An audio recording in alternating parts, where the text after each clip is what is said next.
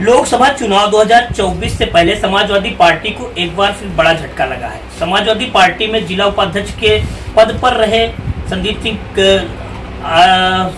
Bharatiya Janata party में का दामन थाम लिए हैं। आइए हम बात करते हैं आज संदीप सिंह जी से कि जो है आखिर समाजवादी पार्टी को छोड़कर भाजपा का दामन थाम लिए हैं। नेता जी, बड़ी ईमानदारी के साथ आप समाजवादी पार्टी में काफी दिन काम किए, उसके बाद अचानक समाजवादी पार्टी को छोड़कर भारतीय जनता पार्टी का दामन थाम लेना, इसका क्या कारण हो सकता है? समाजवादी पार्टी में लंबे कालखंड से रहे हैं, विभिन्न दायित्वों पर रहे हैं, सही बात है। इधर समाजवादी पार्टी ने हमारे ऊपर संगठनात्मक कार्रवाई कर दी थी। अब संगठनात्मक कार्रवाई कर दिया, उन्होंने हमको पार्टी से निष्कासित किया, तो कहीं ना कहीं तो राजनीति करनी है। तो आज के दौर में वर्तमान जो राजनीतिक समय चल रहा है, उसमें भारतीय जनता पार्टी से बेहतर किसी पार्टी की नीतियां और कार्यक्रम नहीं। इसीलिए भारतीय जनता पार्टी की नीतियां और कार्यक्रम माननीय मोदी जी, जो देश के यशस्वी प्रधानमंत्री हैं, उन्होंने 10 वर्षों में देश के लिए और लोक कल्याण के लिए जितने काम किए हैं, उन्हीं कार्यों से प्रभावित होकर और माननीय योगी जी की नीतियों से प्रभावित होकर, उनके कार्यक्रमों से प्रभावित होकर मैं भारतीय जनता पार्टी में शामिल हुआ हूँ और भारतीय जनता पार्टी में एक समर्पित निष्ठावान कार्यकर्ता के रूप में भविष्य में काम करूंगा और जो भी संगठन हमें जिम्मेदारी सौंपेगा, पूरी निष्ठा और ईमानदारी के साथ उस अपने कर्तव्यों का निर्वहन करूंगा। संजय जी, से आप कह रहे हैं कि भारतीय जनता पार्टी के हम जो कार्य किए हैं पार्टी ने, उनको प्रभावित होकर हम भारतीय जनता पार्टी में। उधर अखिलेश यादव कह रहे हैं कि जो है भाजपा जो है किसानों के साथ छल कर, तो इस विषय पर क्या आप कुछ बोलना चाहेंगे?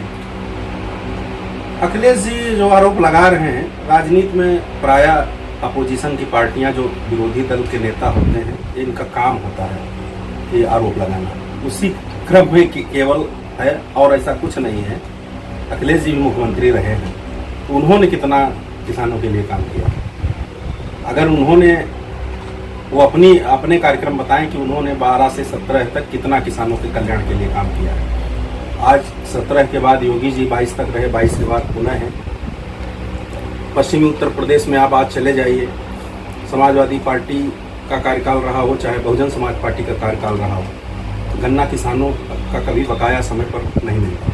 लेकिन जब से भारतीय जनता पार्टी की सरकार आई है, माननीय योगी जी मुख्यमंत्री बने हैं, कोई भी शुगर मिल कहीं भी किसानों का बकाया नहीं है और एक निश्चित समय पर किसानों को उसका भुगतान मिल जाता है। तो किसानों के लिए जितना भारतीय जनता पार्टी ने काम किया है, किसी पार्टी ने काम नहीं किया है। ये आरोप जो अखिलेश जी का है, पूर्णतया राजनीति से प्रेरित है, इसमें कोई सत्यता नहीं। शंभू बॉर्डर पर किसान को देखा जा रहा है, दिल्ली कूच के लिए हजारों की संख्या में वहाँ किसान हैं। उनको दिल्ली कूच के लिए ना जाने दिया जाए, उसके लिए कड़ी सुरक्षा की गई है। कीटा सड़क पर भाला और जो है बंद कर दिए गए हैं, काफ़ी पुलिस फोर्स भी लगी है और कल इसका परिणाम, कल तक लास्ट डेट है, कल 21 को दिल्ली कूच के लिए किसान रवाना हो, उस पर क्या कुछ? देखिए, किसानों का आंदोलन नहीं, ये राजनीति से प्रेरित आंदोलन।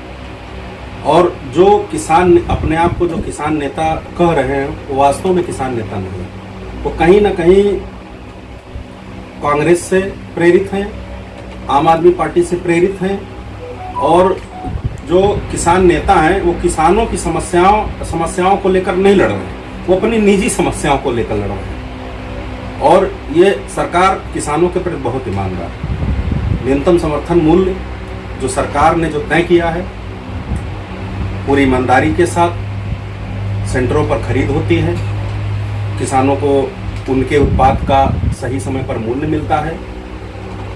और ये जितना भी आंदोलन हो रहा है, इस आंदोलन के पीछे तमाम ऐसे बड़े बड़े नेताओं का हाथ है जो कहीं ना कहीं भारतीय जनता पार्टी की छवि को खराब करना चाहते हैं और माननीय मोदी जी की छवि को खराब करने का प्रयास कर रहे हैं, क्योंकि किसी भी क्षेत्र में वो मोदी जी का मुकाबला नहीं कर पा रहे हैं। चाहे वो लोक कल्याण के काम हो, चाहे देश की सुरक्षा का मामला हो, कहीं भी मोदी जी को नहीं पछाड़ पा रहे हैं। तो एक न एक इनका ये काम चलता रहता है। उसी क्रम में ये भी है, सरकार तो उन किसान नेताओं से कहती है आप आइए, बातचीत करिए, बातचीत के द्वारा हम हल निकालेंगे आंदोलन या सड़क पर हंगामा करना या किसी शहर की व्यवस्था को अस्त व्यस्त करना ये सोल्यूशन नहीं है राजनीति में। यदि कोई समस्या है तो आप उस समस्या को उचित फोरम पर उठाइए और सरकार आपकी बात सुनेगी और सही निराकरण करेगी। जो आंदोलन आज सिंघू बॉर्डर पर हो रहा है पूर्णतः राजनीति से प्रेरित है। इसमें किसानों की समस्याएं कहीं नहीं दिख रही हैं, कुछ व्यक्तियों की समस्याएं हैं, वो अपनी निजी समस्याओं के लिए निरंतर संघर्ष कर रहे हैं, करते रहे। कांग्रेस इसे कहती पिछड़ा विरोधी भाजपा है, ओबीसी को लेकर घमासान है, इस पर क्या चर्चा हो, क्या कैसे देखते? ये कांग्रेस का जो आरोप है पूर्णतः निराधार है। माननीय मोदी जी खुद पिछड़े वर्ग से हैं, तो पिछड़े वर्ग कैसे हो सकते?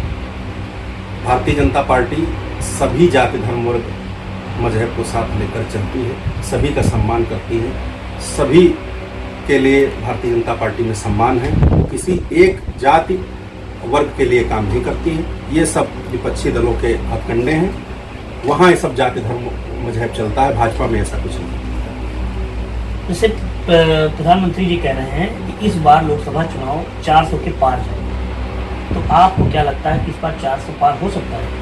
जिस तरीके से 10 वर्षों में माननीय मोदी जी ने काम किया है, सभी वर्गों के लिए काम किया, किसानों के लिए, नौजवानों के लिए, सैनिकों के लिए, हर वर्ग को उन्होंने लाभान्वित करने का 10 वर्षों में काम किया। कोई भी ऐसा क्षेत्र नहीं बचा है जिस क्षेत्र में क्रांति लाने का काम मोदी जी ने नहीं किया हो। तो और देश का जो वर्तमान में माहौल है, मोदी जी के प्रति लोगों में जो आस्था है, जो विश्वास है, जो भरोसा है एक नेता के रूप में, जो मोदी जी के में देख रहे हैं लोग, जिस आशा और उम्मीद की निगाहों से इस देश की जनता मोदी जी की ओर देख रही है, निश्चित रूप से 400 पार पहुंचेगी, इसमें कोई दो नहीं।